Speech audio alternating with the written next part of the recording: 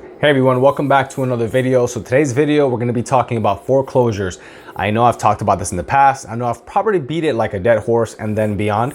However, listen, it's a necessary subject to talk about. So if you have any questions, comments, concerns, feedback, or anything at all, give me a call, shoot me a text at 407-308-4518, or send me an email at peter@flreagent.com, whatever works for you. Now, why am I talking about foreclosures again? Because, hey, listen, I just got a notification of a new blog entry, a new update on the subject, so I decided to make a video of it. So it is official that in 2019 made the year for a 15-year low in terms of foreclosures, right? And what does that mean? That means that there were less homes foreclosed in 2019 that there ever have been, in the past 15 years. Now, that's all good and dandy. However, that does not mean we're out of the woods, and which is I'm about to get into it now. I'll get into some numbers and I'll get into the reasons why there's still areas for concern for a lot of you that are watching this. So the total number of homes foreclosed in 2019 was 143,955 homes now, or properties. Now, that is a 37% decrease from 2018 in terms of completed foreclosures, and it is an 86% decrease in the total number of foreclosures from the height of the foreclosure craze in 2010. However, again, that does not mean we're out of the woods yet. So in Florida, specifically the Orlando market, while the total foreclosures completed were down, the total number of initiated foreclosures, or lis pendens, right, as we all know them here in Florida, increased by 16% as compared to 2018. So what does that mean? That means that even though less homes were sold off as foreclosures, a lot of you received that note in the mail, that letter in the mail, that notification, whatever, that you have not made your mortgage payment in the past X amount of months, typically 3 months, and your home is going to be foreclosed on. So while the economy is great, while home values are going up, that is not the only thing that's going up. You have taxes going up, you have HOAs going up, you have a whole bunch of things going up, the cost of living going up.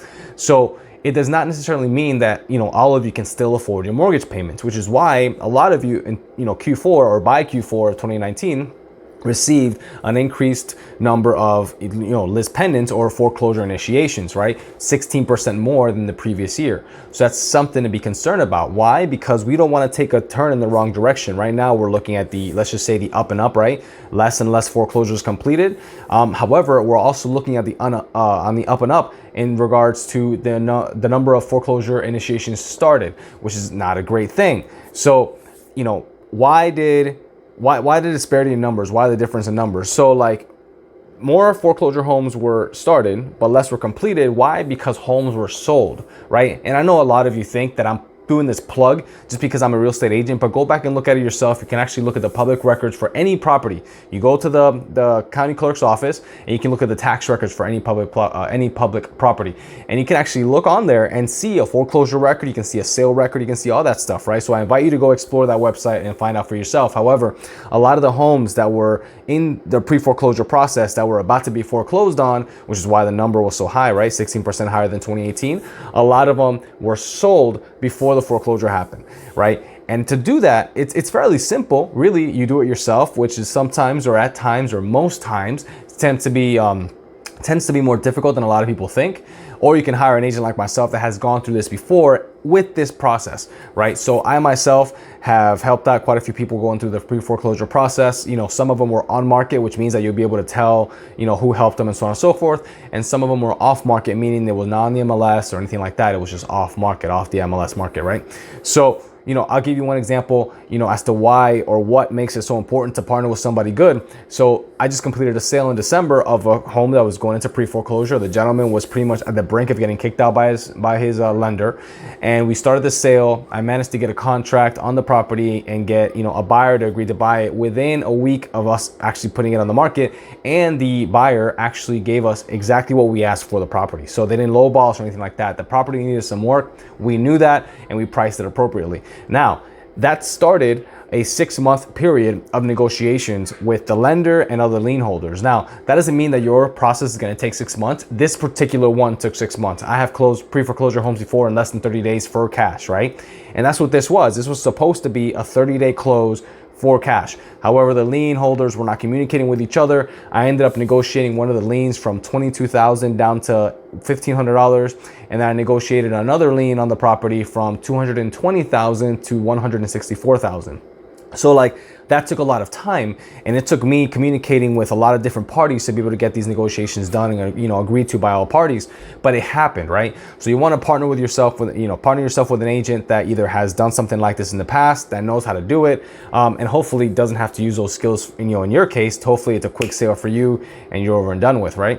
But my point is, partner with an agent that can do that, because at the end of the day, if you're struggling to pay your mortgage payment now and you're behind by X amount of months, if you don't get approved for a modification, in other words, your mortgage payments gets completely, you know, redone. Let's just say you modify it in a sense of, you know, thinking of it easy would be to refinance essentially and put whatever payments you haven't made on the back end and blah, blah, blah, right? Think of it like that.